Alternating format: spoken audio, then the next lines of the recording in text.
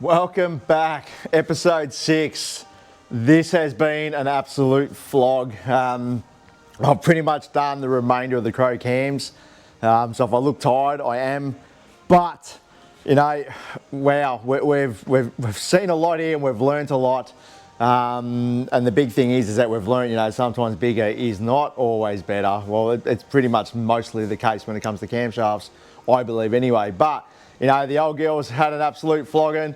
It looks like it's been to war and back, and it's just, yeah, look, it's definitely, it's done its work. So, but this episode, we're going to focus more on 4 camshafts.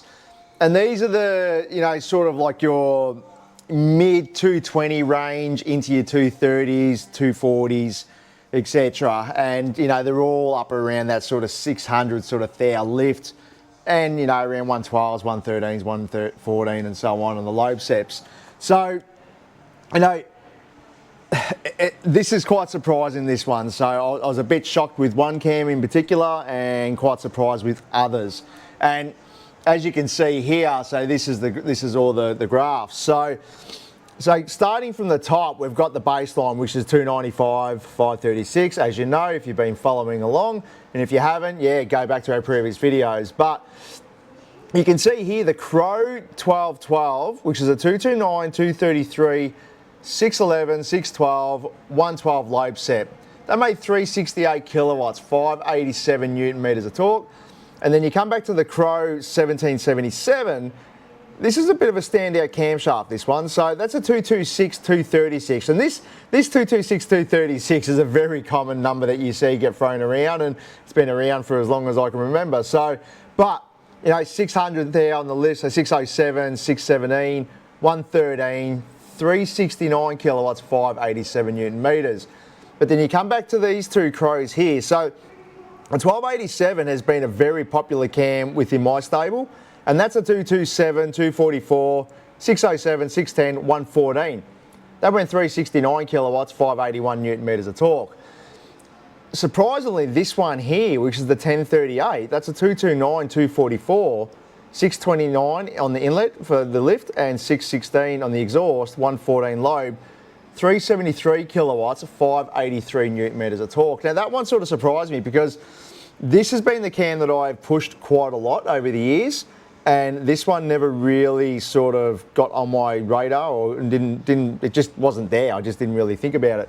But if you look at the graphs, obviously it made the best peak power, which is up here. But you can see that it's actually, it's in line with the 1287, pretty much all off the bottom.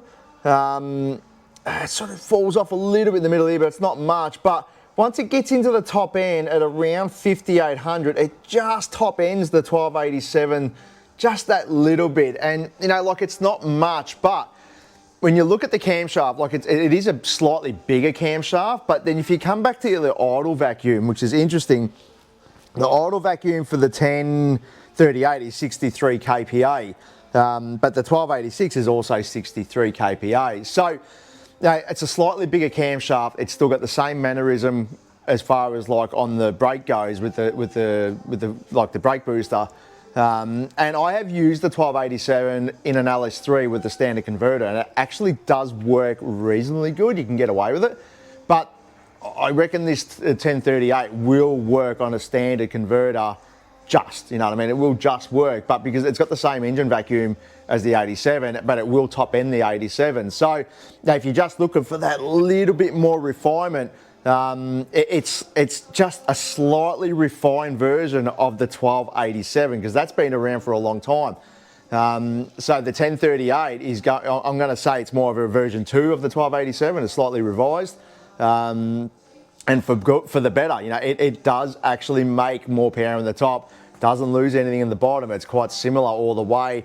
No, 4400 is like 2 or 3, you know, kilowatts. It's bugger all the difference. But yeah, I was quite surprised with that one. So that will be a popular camshaft with certain builds, you know, depending on the application. But the biggest shock was the 1212 and the 1777.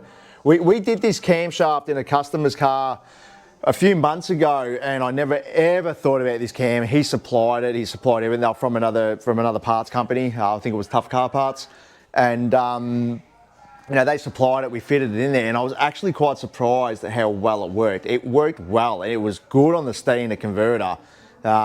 It drove fantastic out on the road, and it just made good power. And that one was when I was like, right, we need to try this cam out. We need to back it. So when you look at it in comparison to the 1212, which is a slightly bigger camshaft, well, it's got more inlet. It's 229, 233, 611 on a 112.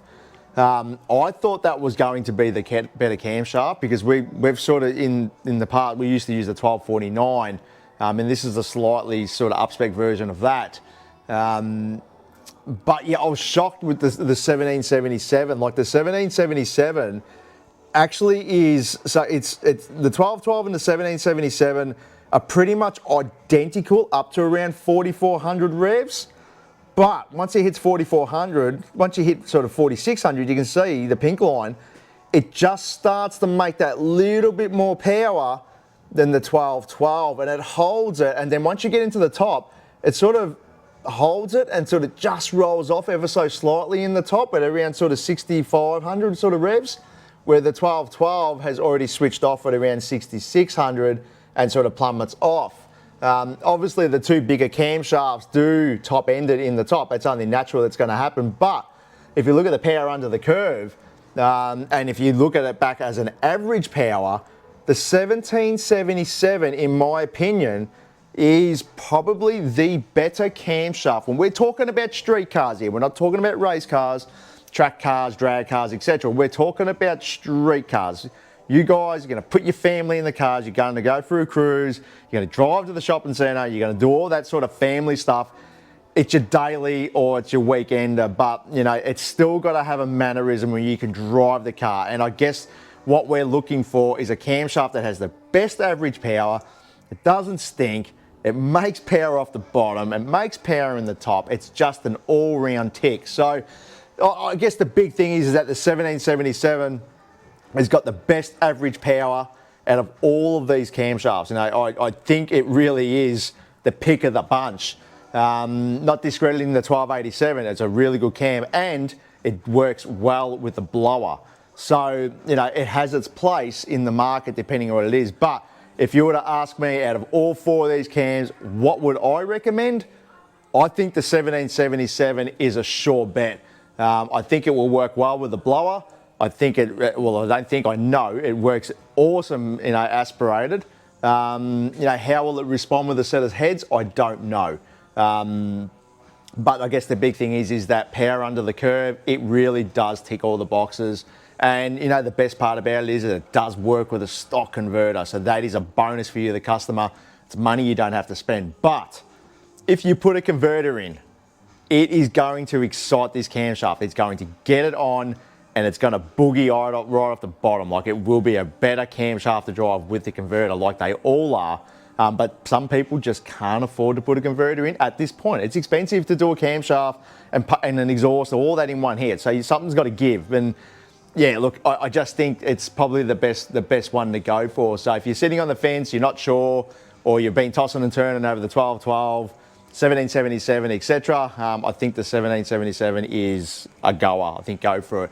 If you're looking for something that's going to just make more top end power, and you're happy to sacrifice, you know, 25, what do we got here? If you're happy to sacrifice a good 50 Newton meters off the bottom, you know, in this sort of area under the curve, then you know, you start moving into the 1287s and the 1038s, you're going to lose power in the bottom and torque, but what you lose in the bottom, it's going to stack it in the top.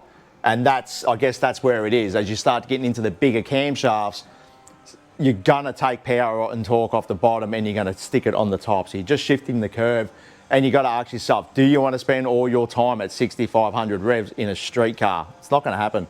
You know, something that makes more power off the bottom is always going to feel faster on the street than the car that makes all the top end power but makes nothing off the bottom. So, you know, bigger isn't always better. Sometimes the smaller cams just simply win, you know, all the time. So, well, most of the time they do anyway. So, but I hope this has been a good one for you. I hope it helps you make your decision. Yes, we have these all in stock. And yeah, look, it's been a bit of a learning curve. So the next video from here is going to be 2 of Crow's big cams. That's their big boys. That's a bit of an eye-opener. So that video will be dropping soon, and once that comes out, then that will pretty much conclude the Crow Cam stuff. So, but like always, guys, don't forget to subscribe. Thanks for your time. I appreciate it. Thanks for your support. That's been great. And yeah, look, we'll see you on the next one. Catch you later.